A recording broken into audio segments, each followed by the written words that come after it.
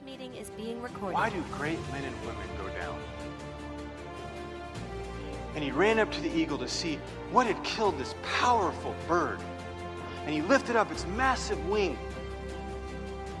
It hadn't been shot. There was a weasel attached to the eagle. He had gone down to catch the weasel for food, and it took off, and the weasel latched onto the eagle's chest, and it started biting it and biting it and biting it and biting it, until eventually the eagle died. Not because the weasel was stronger than the eagle, but because the eagle didn't know when to let go. What are you holding on to in your life that's eating you alive, that could ultimately take you down? What relationship? What job? What business? What mindset? What addiction? You might be an eagle, but write this down. Even eagles can fall if they don't know when to let go of what's eating them alive. Sometimes in life, in order to get to the next level, you have to be willing to start over. It's never comfortable losing everything and starting over, is it? Not too long ago, my wife and I were teaching our son to count. And my wife said, "Harrison, I want you to learn how to count to 100. And he said, let me start with 10. And he said, 1, 2, 3, 4, 5, 6, 7, 8, 9, 10. And he ran and said, "Mommy, I can do it. I did it. I can count to 10. She said, "Didn't tell you to count to 10. Told you to count to 100. And he said, "But Mommy, can't we just be excited that I can count to 10? And you know what? He was right. Whoever needs to count to 100, all anybody ever has to do is count to 10. Now I understand why so many people have a hard time with the lower levels. Because once they get to 10, they're not willing to go back to 1 again on the next level, where you have to learn again and study again and make mistakes again. I have people that come in this business that have had success in the past, and they want something extra for it. They don't want to have to make the dials. They don't want to have to do what it takes to recruit and build an agency. And so they go back to their job where they were unfulfilled, and they'll never reach their potential because they'd rather be a Big 10 on a lower level than to reposition themselves as a 1 on a higher level. And you have to make a decision. Are you going to stay a Big 10 on a lower level, or are you going to reposition yourself in symmetry as a 1 on a higher level? Is 2018 going to be your year? What if it doesn't work? I was listening to a talk by T.D. Jakes about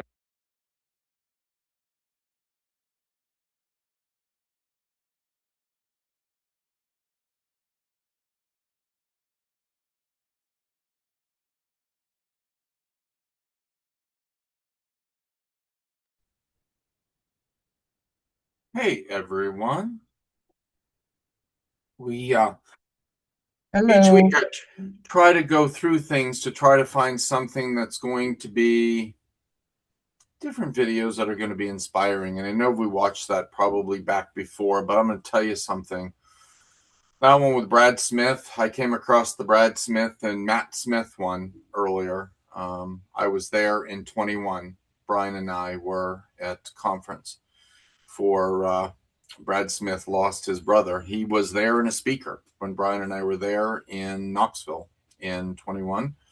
And then we lost him not long after that. But those two, if you get out and you start listening to some of the videos that they both have out there, that one is the one that always kind of lifts you up and makes you kind of think about letting go and then also starting. You do. I think I mentioned that in our call this morning in the huddle up for anybody that was in there, is that when you step in into this business, it doesn't matter what you've been before. You're starting at 80%, you're starting at scratch, and you've got to work your way up. It doesn't matter what you've been through before. I want to kind of start here, guys. So Brian and I, it's kind of funny. I want to mention this real quickly. I think it's kind of funny where the title, and I heard it. Neither Brian nor I remember where we heard it. But all at once I walked in, I'm like, Brian, there's the title for next week's meeting. And we couldn't remember exactly how they said it because neither one of us wrote it down. And then as I said it, Brian's like, I just heard it. He knew exactly what I was talking about.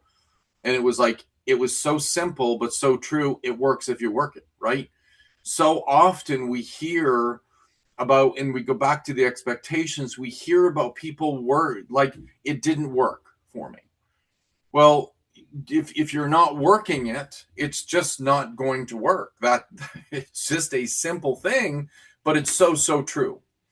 So what I want to kind of start off with today, I mean, we're going to get into a few different things about people in the building of the business again. But my main focus today is what we're going to start off with. Chris is going to be traveling starting at 5:30, but he's still going to be on with us. So I want to kind of get started with this. The most important piece of this business, as we're working through all the steps, on our accountability sheet, we put down, so if it's placed, if we wrote it, and then is it placed business. So all the work we're working on leads up to that particular piece and us protecting families. So that we go through the dials as we're breaking down on accountability. We go through not just the dials, we go through the texts. And did we schedule an appointment? Did that person show up for the appointment?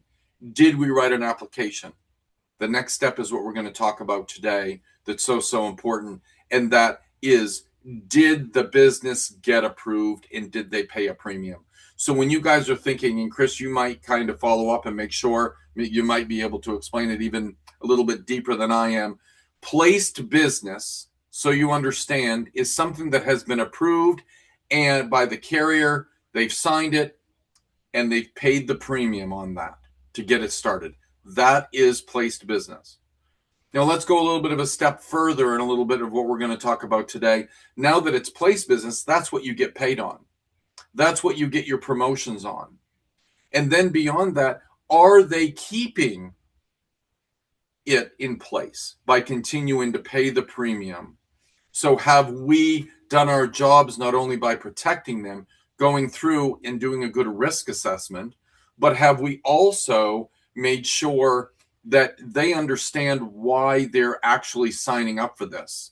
What is their why? Did we find out their why to be able to make sure that they want to be able to keep this and be able to budget it and be able to make that premium payment every single month? Chris, I'm going to give this kind of setting it up from there. I want to kind of give it over to you now. Yes, sir. Welcome, everybody. Hope everybody's having a great Monday so far. Yes, this topic, Brian called me on. We were chatting about this, and guys, so many moving pieces in this business. This is probably one of the most important. Obviously, the activity to set the appointment, but on the back end, if you're not getting these cases paid out, or if you're getting them paid out and they're kicking back because something is happening on the back end, if you think about the activity that we do put in, to put in the dials, to set the appointments, to take the time to run illustrations, to run the appointments, to get the applications written, to go through all those steps, and then either have that business A, not pay out, or B, not or come back and charge back to you. That's actually sad. And look, chargebacks happens. It's part of the business, but it should be a rare and extenuating circumstances occasion. No matter how hard we lock the business down, there are going to be times where people's lives change. The job that they swore up and down that they were never going to get fired from, the company was never going to close. It closed and they lost their job, and they're kind of in a financial tailspin. Those things happen. Unfortunately, most of what we see happen in way of chargebacks is not related to that. It's people that probably weren't managing their money well in the first place, and understand that they need something in place to protect their family, but it's on us to take a few extra steps to make sure that they're putting those things in place. They're, number one, making it a priority, that they start canceling other things before they cancel their insurance. And number two, just, having a realistic conversation with them about What does it look like having this plan in place long term? And, there's a lot of different training resources out there. We have a lot in Symmetry Land. I remember, and I think it's still available, but, some of our lockdown language, was around, hey, if you have a flat tire, 3 months down the road, hey, if your refrigerator breaks down, are we having to make a decision whether we keep our life insurance and whether we replace the tire? And we kind of have to walk them through some very simple processes because keep in mind, our client, our bread and butter client is middle America. They're folks that just go out, they work hard, they take care of the families, they take care of their business, but they don't have financial advisors. They weren't raised in homes where, there was a lot of emphasis and focus on, on saving and managing money. So we kind of got to help them think through that process. And so, what Sean was alluding to, a lot of what we do in our conversations, I used to use this a lot on calls. I need to get back to using this are we being financial professionals or are we just being order takers or salespeople? Because financial professionals take time to dig into the client, their needs, their why, their situation, and not just around the products that we're trying to market to them, but how does this affect them in moving forward? If we put this in place, how does it affect them to not have it? What's it going to take to make sure that we're keeping these plans in place? So there's two pieces of that. One is getting the business approved as writing it. And, that always comes down to writing the right companies and the right products. And I could tell you, I was just pulling up numbers in Opt here because it's pretty much, guys, if you want to know the companies that treat you best, the products that treat you best as an agent are going to be our instant decision products. And too many times we let the client drive the conversation of what we present to them, either through chasing price, thinking we're going to go out there and shop the market and give them the cheapest price. And there's probably, we have done an entire call on that, never sell on price because you lose on price. But, I say secondary to that is, representing and recommending the right product to them. And a budget is a factor. But still yet representing and recommending to them a product that is going to be easy for them to qualify, easy for you to write, easy for them to get approved today or within the next 2 to 3 days max. So today products are going to be all our instant decision digital products. So think Banner Life, think Americo, both on the term and final expense. Those are going to be, some of your top tier companies, and those are the companies that we see that have the highest issue paid rates.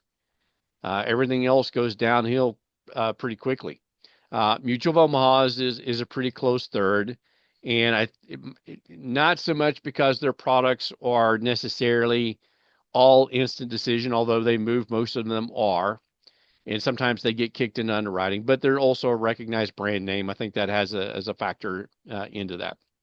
But we as agents have the ability to write whoever we want to write and choose the products that we feel like choosing. And it's more than, again, it can't be chasing price. It's got to be quality of company, quality of product, and how it fits the client and what their demands and needs are, while balancing that price thing. Sometimes that means we sell them a digital product, maybe for a little bit less than they came to us asking for.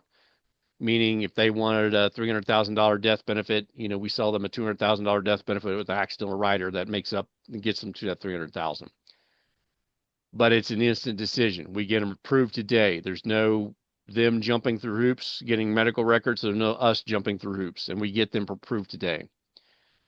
And you hear it from the company. The reason why the push is on digital products is because they are much easier to process and much stickier product. Stickier meaning it's going to stay on the books long term. And and secondarily, that's easy for the agent. And you say, well, I got to do what's best for the client. Well, what's best for the client is, yes, right product, right price, but also keeping you, the agent, in business.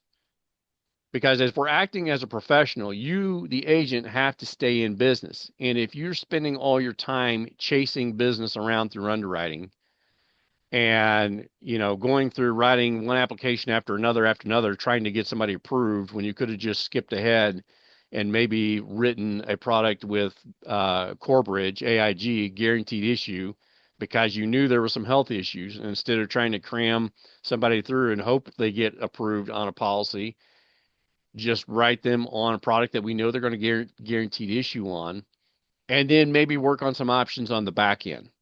Maybe see if you could find another company that will take them down the road. But too many times, again, we're chasing our tail trying to get clients approved instead of acting like professionals and telling the client what they most likely qualify for. And sometimes that means just having a tough conversation. Your health is not good, so I'm going to put you with this company and this product because we need to get you covered today, or we need to get the clock started today on a graded policy. And then we'll see what we can find elsewhere. Okay.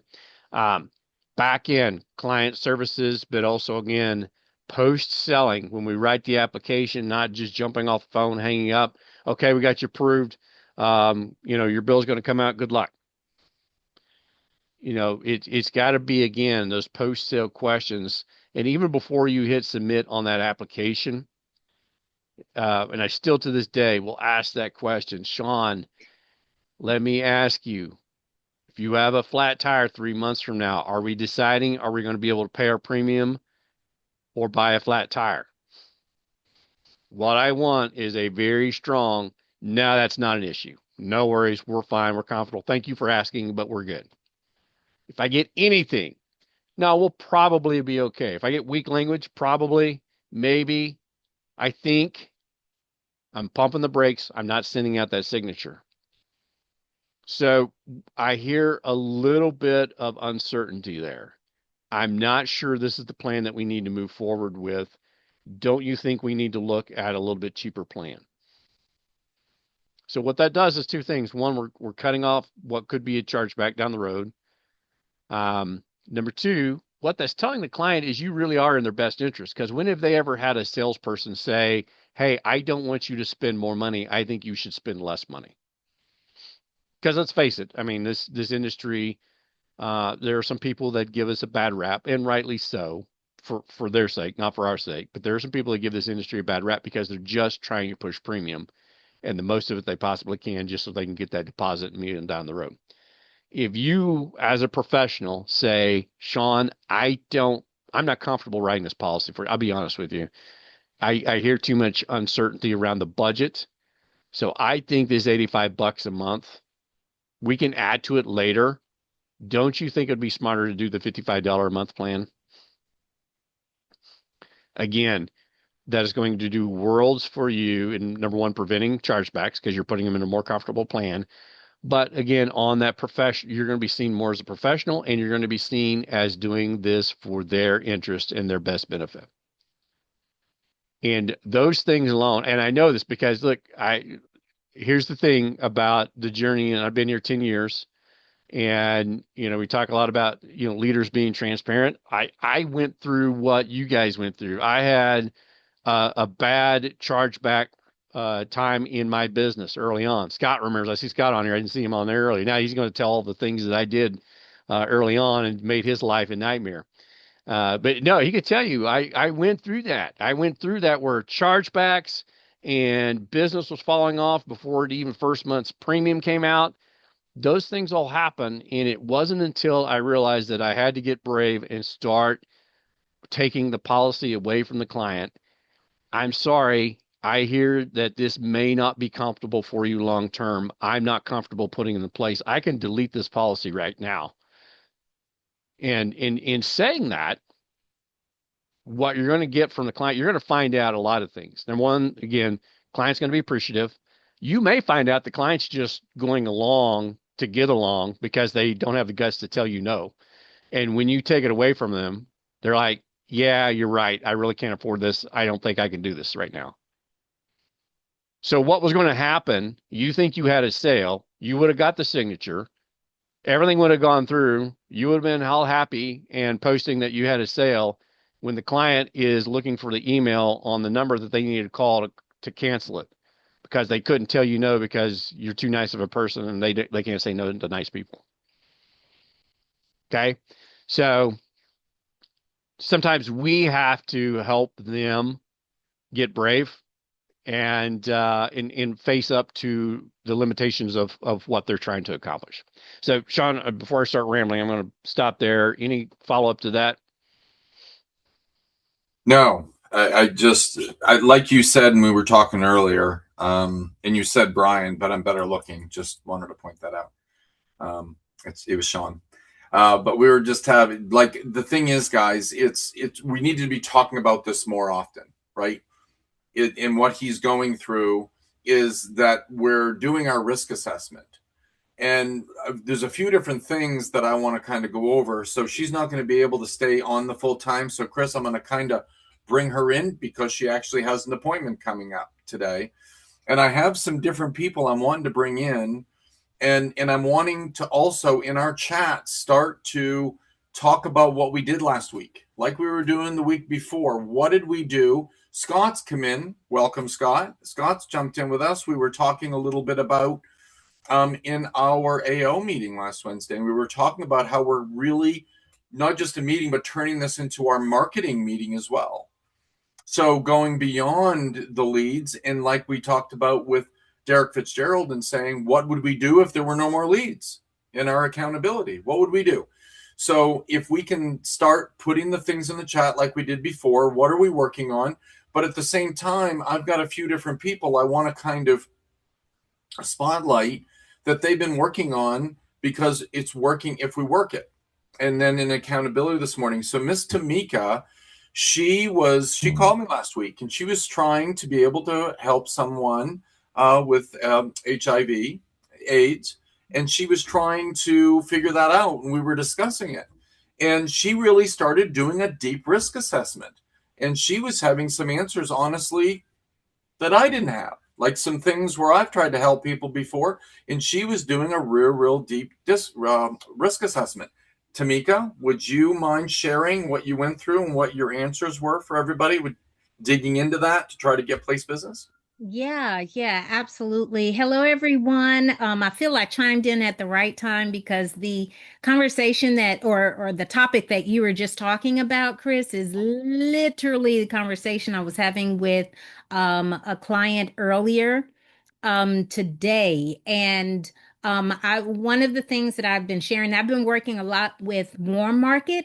You're saying kind of identifying the areas that are working. And people knew beforehand that I ventured into insurance and all of those things. So once I finally got over myself, and care arose above my fear of what someone is going to think about what it is that I'm doing.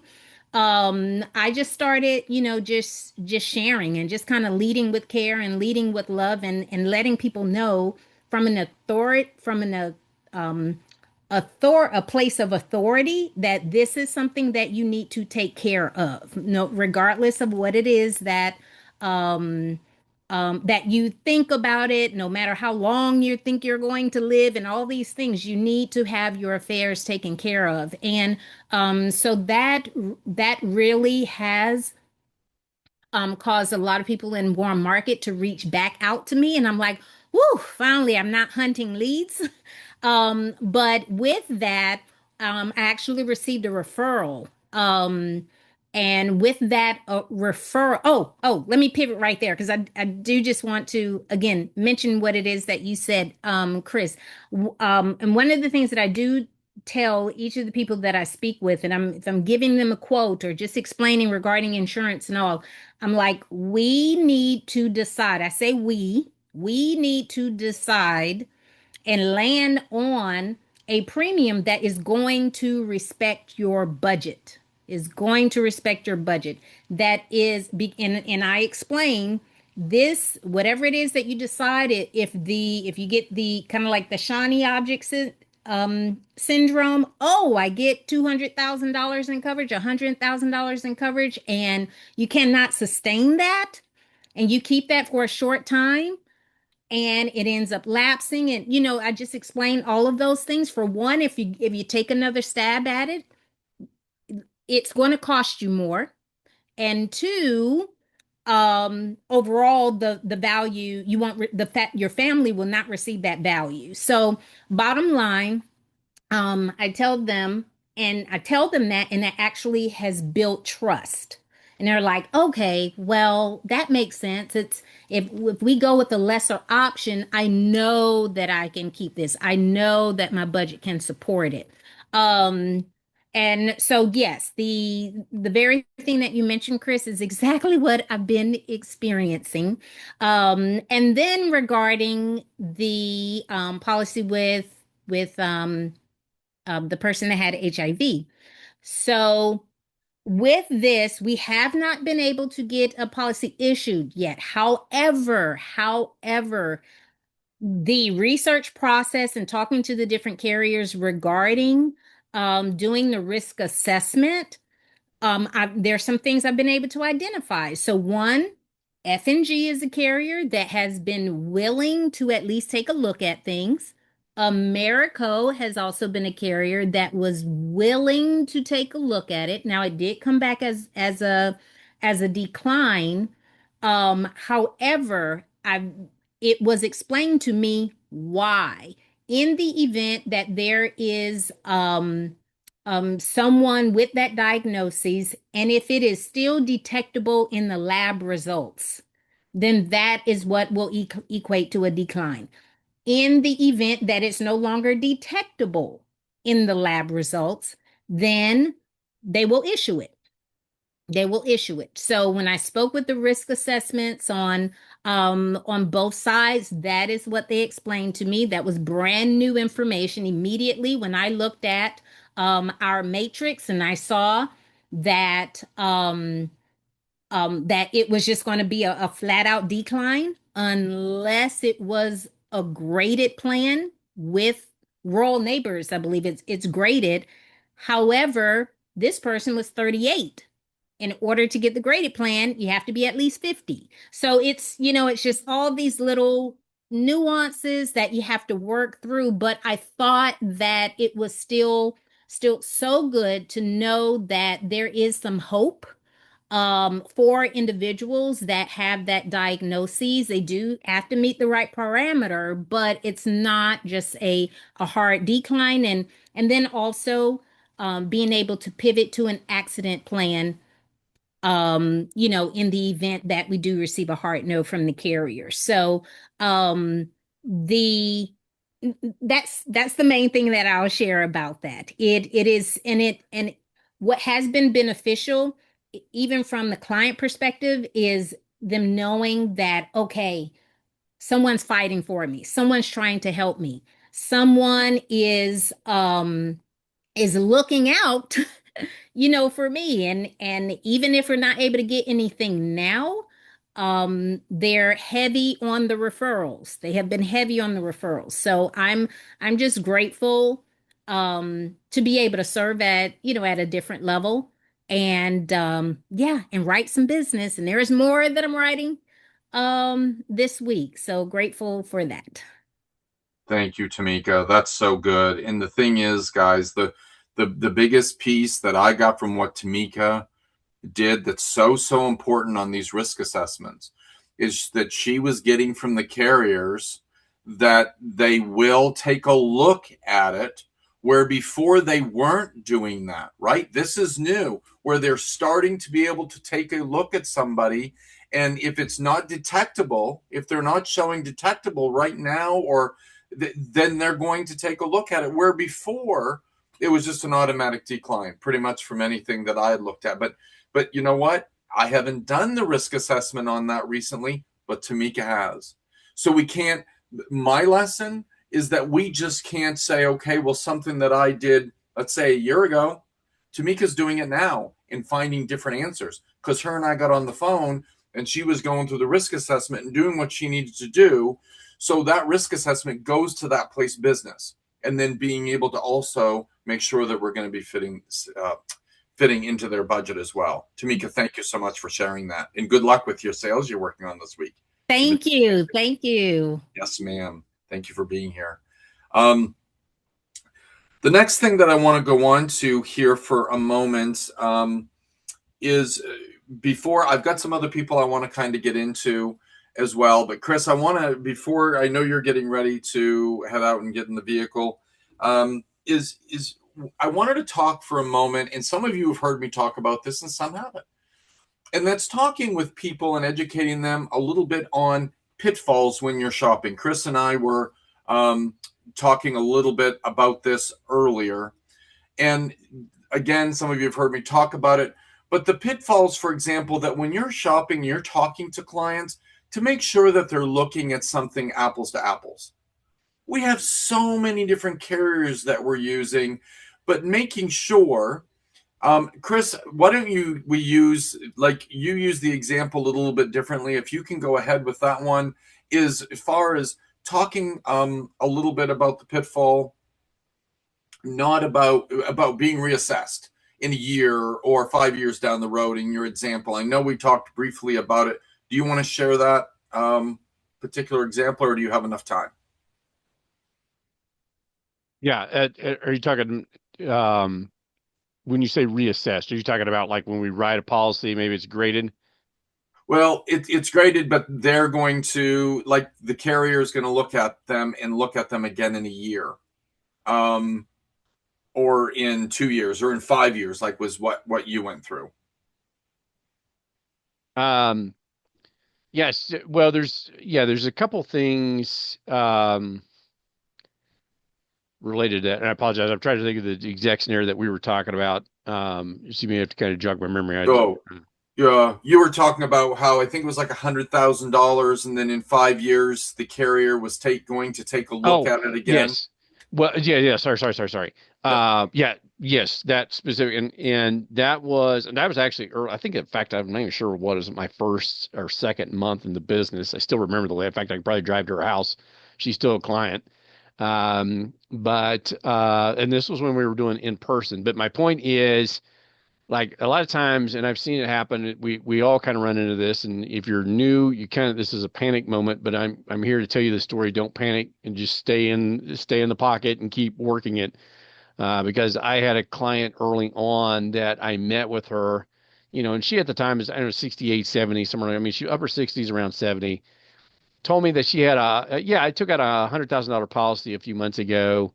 And I'm paying, I don't remember the number at the time, but it was ridiculously low number. It was like $65 a month. And I knew enough to know that there was no way she had $100,000. And she may have even told me it was whole life, even if it was term. I was like, no, I'm sorry, it's not $100,000. Now, I didn't tell her that. I just, oh, interesting. Tell me more about that policy. Oh yeah, no, it's $100,000, and it's, I was approved for it, and blah blah blah. I was like, okay, well, that sounds very inexpensive. Great if you got that price, but can we take a look at that policy and review a couple things, and I'll show you where to look. So she got the policy out. I had her go to the declarations page. We looked at it, and sure enough, it was a whole life policy. What the selling agent did not disclose to her, and what she did not pick up, which she's not in insurance, she wouldn't know any better. She was only told it was $100,000 for $65 a month or whatever it was. But right on the deck page, it showed the premium for the first 5 years was locked in, which she was told it was level premium. And I said, well, it is level premium until year 6. And in year 6, it's going to reset. You will be able to keep the policy, but it will go from $65 a month to $265. So, and again, I'm just not recalling the exact numbers, but I remember it was a substantial jump. And I said, in 5 years, are you going to be able to afford that? And she was shocked. She's like, no, there's no way I could afford that. If I'd known that, I would never taken the policy out. So my point is, again, are we salespeople who are going to try to chase that price. I could have looked at $65 a month. Oh gosh, all right, now I got to be at $64 a month, and I got to go hunt all the companies and spend hours on policies, only to find out that there is no such thing as a $64 $100,000 policy at her age. Instead, I just simply asked the question, interesting, tell me more about what you got. Can we take a look at that? Open that policy up. Can I show you where to confirm that it is in fact locked in for life? And it wasn't. Now, my point with that is she wrote a $25,000 whole life with me and replaced that $100,000 because I was able to show her that unless she died in the next 5 years, which that's kind of a weird gamble to make, I'm going to keep the policy and hope I die in the next 5 years. Nobody does that. In 5 years, she was going to lose the policy anyway, because once the premium reset, she was on a fixed income. She wasn't going to be able to afford it. I said, if it comes to that today, would you be able to afford it? No. So how do you think you're going to be in 5 years? Well, there's no way I'm going to afford it in 5 years. Okay. So does it make sense to keep it for 5 years?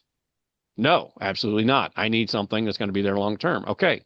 So Sean, what we did with her is we actually wrote a much smaller death benefit, $25,000. She spent a little bit more per month than what she was spending on her golden $100,000 policy. She actually spent more, and I don't remember the exact numbers, but let's say $20 a month more with me. But she also knew she had a policy that was whole life, that was truly locked in for life, and it was never going anywhere. So this is why, guys, I hammer so hard on this. Are we professionals or are we order takers? Are we just going to take at face value what a client tells you, or are you going to dig in? Are you going to ask questions? And that's where the people who get paid a lot of money in our business are the ones that take control of the conversation politely but firmly, and again, in a very cordial manner. I never argued with the lady. I just said, interesting. Can I take a look? We have to be the professionals to guide them through this process. And I guarantee you, if you have even you're brand new, you don't know what you don't know in insurance.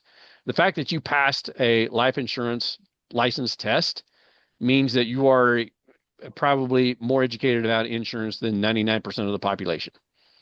So don't get buffaloed by the fact that somebody comes in and tells you they know what they've got, because I guarantee you they don't.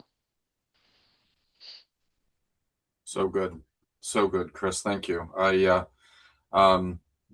thing I wanted to follow that up with, and you and I having that conversation earlier, I just want to add, and then I want to get into the different people as well as Tamika that I wanted to have talk a little bit today about the things that we're working on. Is, as an example, I've run into it, and some of you have heard me talk about it, where it's $100,000 policy and they think that they have a great rate, but there's only $5,000 guaranteed to pay out no matter the cause of death. The other $95,000 is accidental. Just like Chris said, that's in their document, but they don't realize it because the agent that wrote it for them, it's only $5,000. So for us, it's educating them and letting them know, if we're writing this application for you, it's going to be a full payout no matter the cause of death, not $95,000 in accidental, and letting them know that. And then it's also like what Chris was talking about, and also letting them know that when they're shopping, that making sure that it's not just a year, because there's a lot of insurance carriers. I wrote something on somebody that I know, and they were going through that every year. Then it was coming back in every year that they were taking a look at it to be able to either raise the rate, or so if you have a heart attack 6 months in, and then you've got a 20-year policy, but in a year they're going to take a look at your health again and be able to see what's going on. You have a heart attack in 6 months, either your rate's going to go up or you're losing your policy altogether. If we write a policy on somebody for 20 years, it's level for that 20 years, or if it's whole life, it stays with them.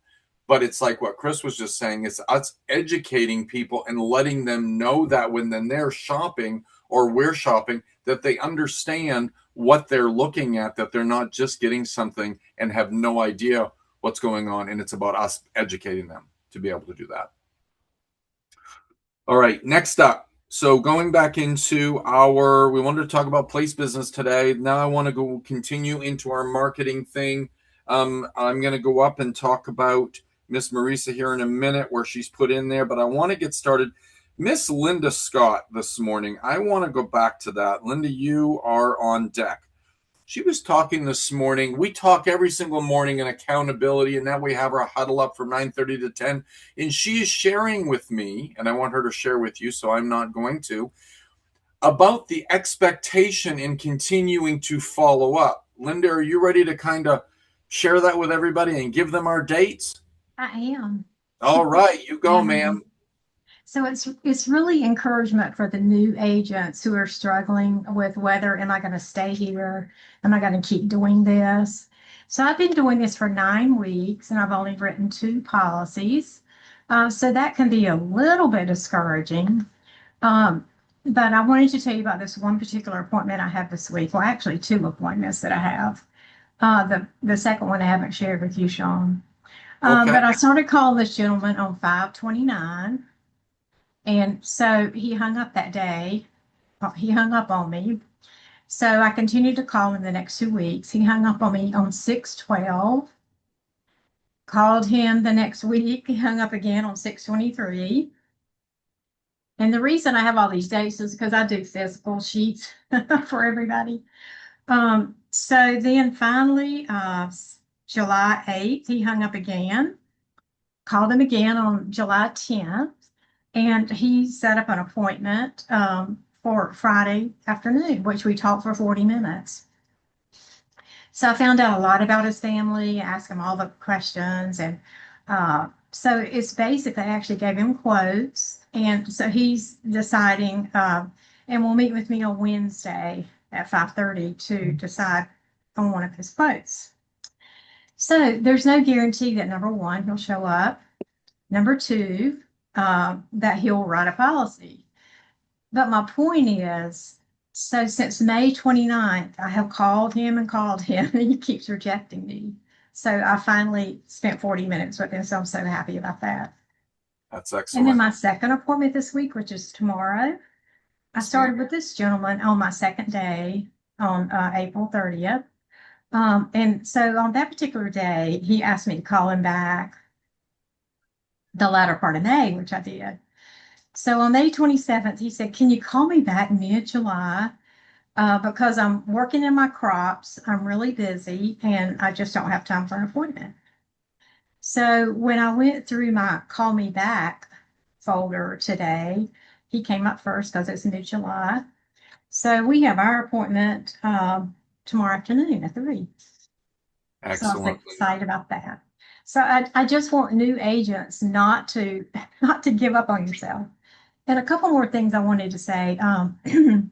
So on my new leads, when I get a batch of new leads, I always avoid, if I don't get them live, I leave a voicemail, of course. But I continue to call the next day and perhaps maybe not do a voicemail, but just continue to call and follow up on them. And then we get voicemails that say the voicemail's full, I'm not accepting calls today, voicemail not set up. So those get calls every day because sooner or later, there's somebody's going to pick up. So if they're in my AM dial session, I might put them into my PM dial session to see if they'll pick up. And then something James and Wendy and I have been using for a couple of weeks. If a voicemail comes on and says, please state your name and the reason you're calling. Okay, Linda Scott to set up an appointment. And so I would say 7 out of 10 times someone will pick up because they're so curious about what do you want to set up an appointment for. So at least you can get a contact made, whether you make an appointment or not. And then I've had a lot of appointments with no shows, so I'm working on that. But those people get called every day because they set an appointment with me because they were thinking about insurance. So they couldn't just all of a sudden not be thinking about it. So they get called every day.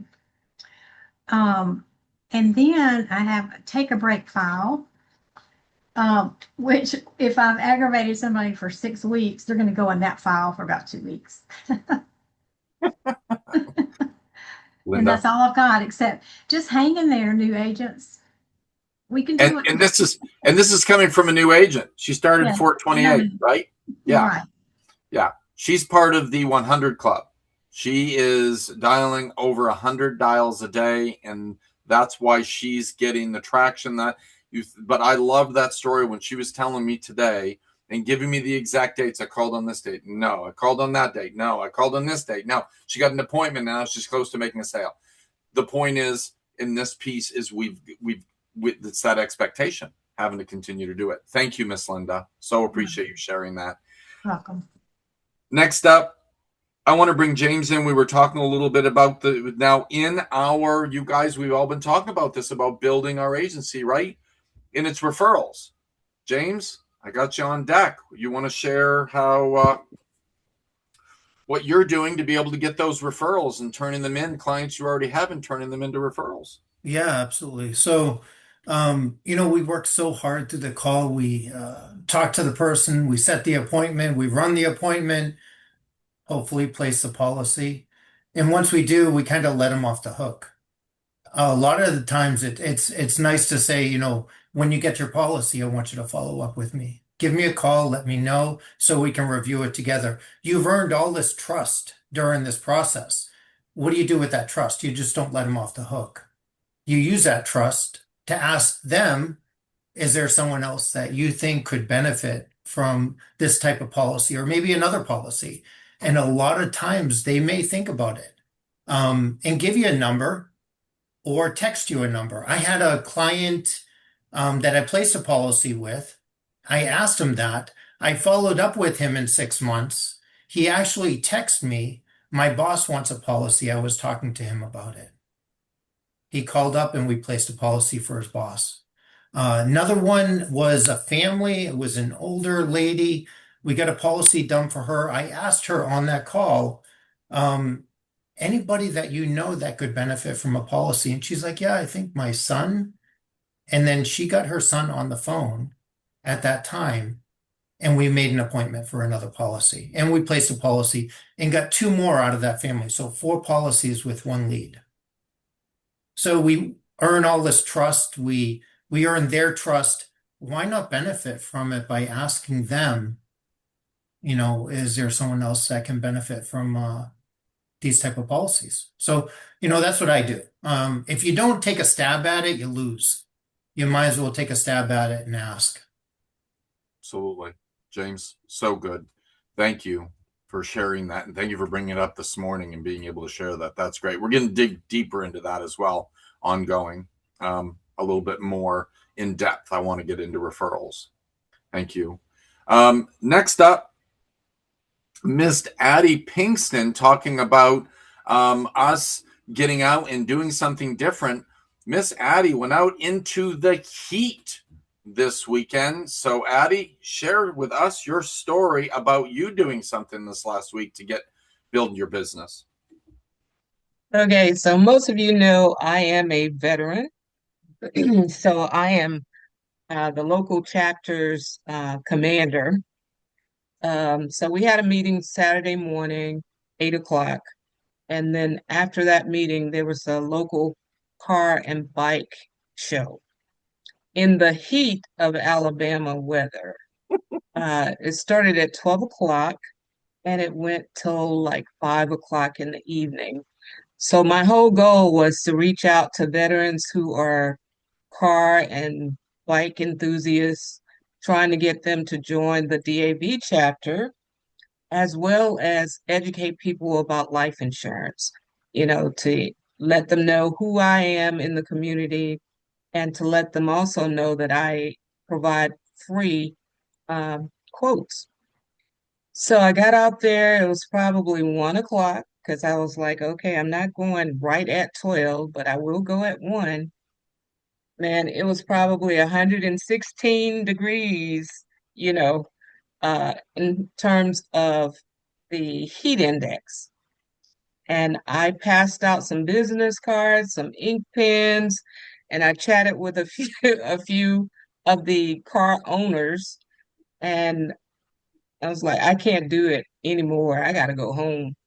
I can't stand this heat. So I left some cards, some ink pens, and I'll try it again in the fall, not in the heat of summer. So stay hydrated, people. Don't try that one. Not in the heat of the weather, okay?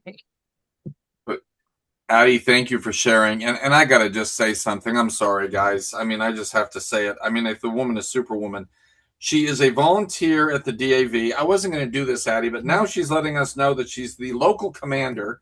She's wrapping up her realtor business, and she's here showing up on a regular basis. Holy crow, Addie Pinkston.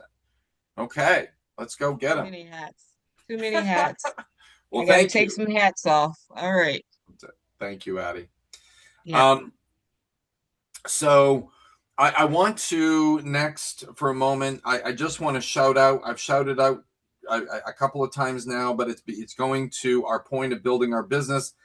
Miss Nikki has been on fire with her focusing on her flat tire list. Man, you know, you ask people to do it, but they don't do it. She's been really focusing on her flat tire list in getting into that and doing it on a regular basis with her and Jerry.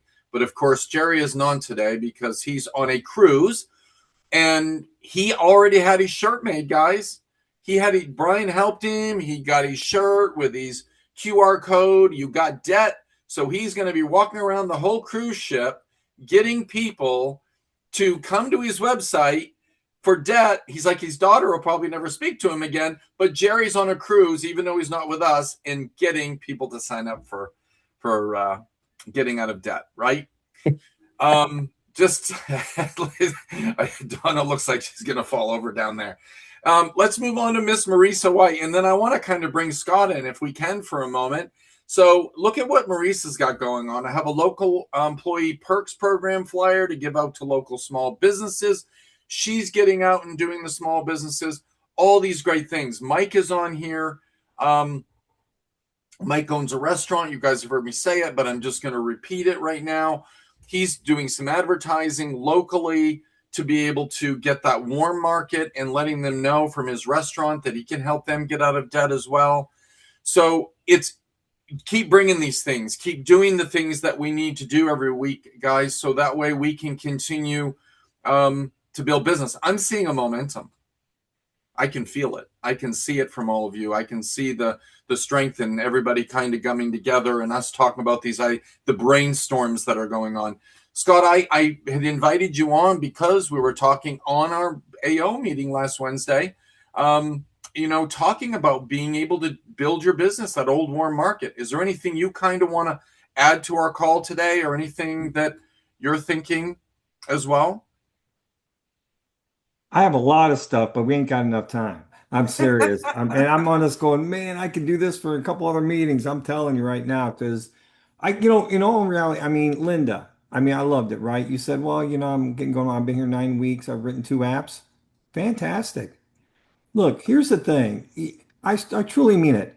Folks, I always say this to people. If I would ask Linda, if you wanted to do something that was just your dream thing to do in your life. She might say, oh, I want to be a dancer, or I want to be a singer, or I want to be this, right? I always want to be a professional baseball player, right? I used to play a ton of baseball. But guess what, Linda? You can't be a great singer in a month. You can't be a great dancer in a month. I can't be a professional baseball player in a month. It takes time. And I've got people that's come up to me, I had a young man come up to me and say, hey, Scott, I'm excited about this. I'm going to give it 180 days. I said, really? What are you going to do? He's like, I don't know. I said, well, you already gave up in 180 days. You don't know what the number is, so I figure you're going to be gone. What are you going to do? And the look on his face, right? We can't give this a time. We can't, right? The thing about this is it's proven. It works. I remember when Heather said this one time, Heather Morrow Brown, she said, you can't go, you got to go under, you got to go over it, you got to go around it. You can't do that. You got to go through symmetry and you got to go through the fire, right? Some of us, it might take a year. Some of us, it might take 6 months. But man, don't give up on this. I mean, when you're fanning the flames and this thing's taking off, man, don't stop, right? I mean, that's why I always say, be focused, do the activity, consistent at it, and then you see the momentum. We've all proved it. We've all seen it. Some of us take it in different times. But I love this. Listen to what all you're doing. I truly mean it. One of the things you're talking about real quick about marketing things, right? And I brought this up. I think I did. But one of the things I'm going to be doing right now, I'm getting me some t-shirts and I'm putting on it on the back. I have my little thing on the front. I'm on the back. I'm going to say, ask me what I do. And I'm going to have a QR code right there. Ask me what I do. How many people are they're just nosy enough or curious enough to go, what do you do? Right? And I'm going to have the QR code. If they're scared to do that, they can hit the QR code, right? It's got my little video. I've got it on my card, right? And so I think those are just they sound cheesy. But I'm going to tell you, I went to Apple's Cleaners one time. I left my cards in my jacket. The girl calls me up working there. Hey, sir, you left your cards in your jacket. What should I do with them? I said, well, just keep them there. I'll pick them up. She goes, okay. She goes, by the way, I saw what you do. And I end up writing her husband, her 3 kids, and her mom and dad. That's awesome. You never know, folks. That's why we shouldn't be secret agents. I walk through Costco and I look at people. I'm different. Suzanne's looking at food and stuff. I'm looking at people, wondering if that might be a person who can be the top writer. If that person is just wishing he could make a little bit more money, or if that person wants to build a business, right? That's what it's all about. And we have to get out there, right? And we have to let everyone know. I go to parties, everyone knows what I do. I don't care where I'm at. They know what I do. And that's so, real important. The other thing too is you guys touched on this, Sean, about doing the 100 Dial Club, right? Heather and Wayne Brown had a powerhouse, and I went there. There was 3 agents there. I had one of my agents there, right? And they're all 4 there. And I didn't know this going in about the other 3 agents. I knew the one I had, but her agents were there. One of them was brand new. One of them was been here for about 6-8 months. The other one was probably here for about the same time. I learned that not one of them ever did $100 in a day. And they're struggling. And there's, and they don't know why. They keep saying, I don't know why. I don't know why. And she could tell them every time, you're not dialing enough. You're not dialing enough. So they got confined there, right? Each one of them did over 450 dials in 2 days. The other 2 did over 600 dials in 2 days. And so the interesting part about this is the young man that was there, he was the newest one, sounded horrible the first day. He was a mess, right? I was even trying to toss him little objections to help him, right? By that second day, we were listening to him. He was like a pro. He was handling it. He was setting appointments because he got over 600 dials in 2 days. 600 dials in 2 days. My agent, who tells me he's doing all these dials, never did. They were all admitting they weren't doing it. He wrote over $5,000 those 2 days, and he looked at me and said, Scott, I get it now. That's the key, folks, is getting that light bulb to shine over your head, that I got it moment, right? And you don't know until you do it. You don't know till you do it. And so it was so great to see that, but every one of those folks got it. And the other part of that too is, folks, and I hope you're not doing this, you're gonna be taking so much longer to get going to where you want to be. One of the agents there was making phone calls. She had a lot of dials. And I said, you've been here a while. What's going on? She goes, well, Scott, I said, wait, what kind of leads are you using? She had 3 appointments all day. I said, you gotta have newer leads. I said, if you think because you're buying cheaper leads at $200 that you got a better chance of getting more appointments than the better bonus leads, less amount, right? She goes, well, I said, that's what you're thinking. So what does she do? She goes out, she buys some more leads. That next day, she bought the top tier bonus leads and set 15 appointments that day. She called from morning all the way to evening and got 15 appointments. I know it works because I did that in Cincinnati one time. I was up there writing a bunch of business up there. For the weekend, I did over 1,100 dials, or 3 days, did over 1,100 dials, and I set 15 appointments on old bonus leads. And I wrote something like, I think I was selling, if you don't remember, Sean, I think it was like 11 or 12,000 that week. But that's how that works, right? That's exactly how that works. Let me see here. I believe the largest run. Okay. Oh, and also one of the things I think is so cool when you guys brought up the referrals. I used to do this. With agents. I love it. It's fun. But what we used to do, the referral run. And what I meant by that was, I was listening to James talking here. We used to say, let's see if, let's say Linda, I get a referral from Linda. I want to see how many referrals I can get off Linda's line. So if Linda gives me four of them, then I'm going to see if those referrals, I'm going to see how many I can get from there, right? How much, how long can I go down the line with what Linda gave me, whether it's one referral or two or three, how long can I make that run? Cemetery did that one day because someone did it. I think it was like 86 days or something. But the thing is, that's what you want to do, right? And we had fun with it. We did awards and things like that. And then the last thing, if you don't mind, Sean, the last Go thing, ahead. folks, listen, think about what you're doing right now. Think about what you're doing. If I ask Linda, I'm picking on Linda right now because I see her. But if I ask Linda right now, Linda, what's your end game at the end of the year and the beginning of next year? What is it? And she might go, well, I hope to write, a lot of business, and next year I'm going to write more, right? I have people who do this business for a long time and they always go, man, I worked hard. I made good money this year, but guess what? In January, I start over again. That's what I hear.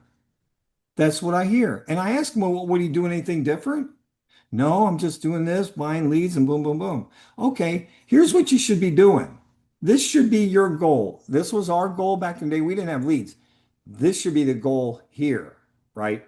Back in the day, our goal was to build a book of business of 100 people or 100 households, right? A book of 100. Here, we should be getting a book of 250, at least 200, right? Why is this important? Because you know where you're going. You know you're going for something at the end, right? It's not a dollar thing. It's not 100,000. It's not this, whatever. It's something that you're shooting for, right? And it's 200 people or 200 households, right? I used to like doing households. Why is that important? Because you're building that book of business. So think about this, Linda, for a second. You build this thing and you build up a 200 household book of business. Do you think you're not going to have fun next year? Think about it. These people are going to refer you. Once I started that second year, and that's where I blew up. I tripled my business when I was a young pup in this business. We didn't have leads. I tripled it. What did I do? I took my book of business. I'd reach out to them on a quarterly basis and I would bring something up, right? I'd bring up something, I'd mail them something or call them and say, hey, I just want to ask you about something. And they'll say, what's that about your living death? What?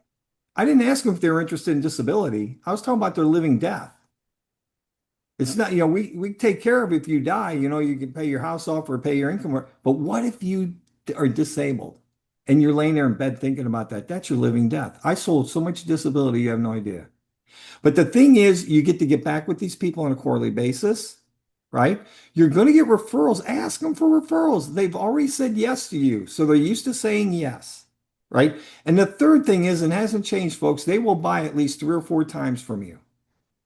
At least 3 or 4 times. Here, probably more because we have more product. But that's what we should be doing. We should be shooting for a goal like that.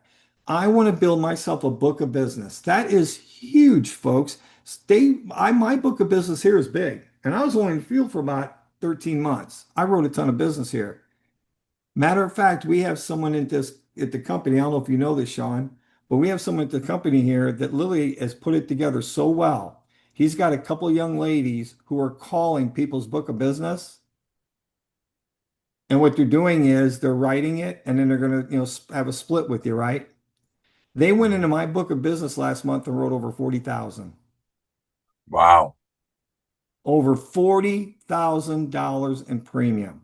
From book of business. And I'm like, I thought they messed up because I seen about 7 or 8 or 9 of them at one time come in on because I had an initial. I called them and said, man, is this right? They said, oh yeah. They said, we got a few more that's coming in. Yeah. I haven't worked my book of business. I haven't done it, right? But think about that. And that's a guy who's only been in the field for over a year. And then, and then I broke out and did what I did. But man, oh man, you're in this for 2 or 3 years, 5 years. Think of your book of business. So what you want to do is don't stretch this thing out, right? Don't stretch out the old leads hoping to get maybe 5 or 6, 7 appointments, right? Because they ain't gonna work. Get yourself stretch yourself. Stretch yourself and to get the better leads. This young lady's been here for 8 months. She should be doing better leads. I said, you're good at this. Stretch yourself. She gets 15 appointments. Get yourself 100, 200. Get yourself a big book of business because it'll double or triple your business the next year. It works because I've done it, right? And that's how you grow. Because 5 years down the road, and we have this, right? We have agents been here 5, 6, 7 years, and they're like, oh, I feel like I'm in mud. I can't walk. I ain't going, right? It's because you're doing the same thing. You're getting 8 appointments this week, and then you're getting 4 this week, and then you're getting 10 this week, right? And then you get 15 one week, you get a great week, only to do 6 the next week, and it gets tough. You got to be consistent. Focus, activity, consistency, momentum, right? That's what you got to do. That's what you got to do. And if you do that, you'll see your business explode. And people always ask me, Scott, how'd you get out of the field in less than a year and a half? How did you do it? I maximized everything. I maximized right the business because as much as that money went right back into leads and recruiting. All of it. My wife, God love her, she knew I had everything right down to the edge, boy. I mean, I'm paying what I can pay in bills. I didn't care. And everything went back into business. Everything. We have a young man here who was killing it. Got up to about 28 agents. He was on that edge working well. He should have been a superstar here, only to go out and buy a $70,000 pickup truck. And I think he did something else and he lost the business. He starved the baby. That's always why I say, don't starve the baby. The baby's going to drive you crazy. It's going to cry all the time, and you got to feed it. And that's what you got right now. You got a baby, and you got to feed it, or it will starve. So I heard him got all that through, Sean. And you guys inspired me today, man. I'm writing a bunch of stuff down I was wanting to say. Well, I love it, Scott. And the thing is, what you're going over goes back to us building our business, right? That's the whole thing. That's been our whole vibe is about us, all the different things we need to be doing if we were going to build our business. And that's the thing you've gone over today is, building your book of business and being able to, like we've been talking about, referrals and getting into all that. We appreciate you coming on and sharing that with us. And have fun, folks. Make a game out of it. I make a game out of it when I used to write or on the phone calls. I used to make little games out of it. Had a lot of fun doing it. I know my numbers. If someone, on average, it took me $128 to get 15 appointments. That year, I looked at my average, and that's all A leads and all bonus, everything that I used, and that's what it was. So you go know your numbers. When you know your numbers, or if you got some goal to hit, whether it's every 3 months, every 6 months, every year, hit these goals. Small goals. Small goals are great. Little small victories can keep you going. But have fun with this. Yep. Don't make it a chore. Absolutely, 100%, Scott. And I think you've inspired Linda with you telling stuff, Linda. I know we're a little bit over time, guys. Linda, I apologize. No, that's okay. Yeah. Linda wanted to share. Do you want to share right now, real quickly, before we wrap up, Linda? I know it'll just take a moment, but I didn't want to go right ahead. No. So Friday, I had invited during the week 6 close friends to lunch. Here they are. So I said, once we got seated and everything, I said, I have an announcement to make. I said, I have not bought a restaurant. I have not bought an ice cream shop. I have not opened a furniture store, but I have started my life and health insurance business to protect families. So they were all so excited. I gave them all a card and everybody, I really do need some insurance. And so I feel like those 6 friends will just, hopefully in the next several weeks, just explode for me. Yep.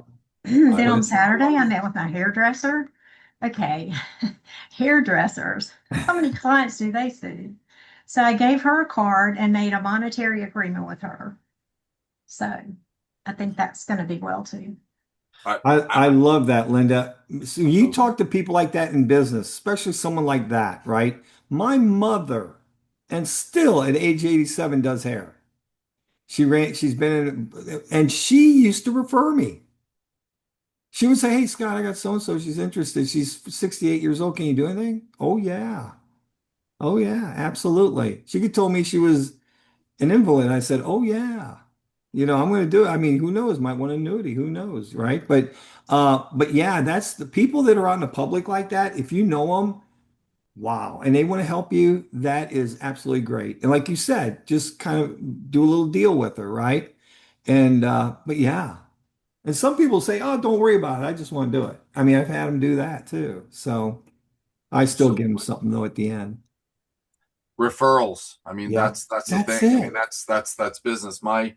My dad built his whole business on referrals over the years, right? So it's well, Scott, I thank you for being on with us. Thank you guys all for Thanks for inviting continuing me. to share. Yes, Sean, yes. did Marisa have something she wanted to add?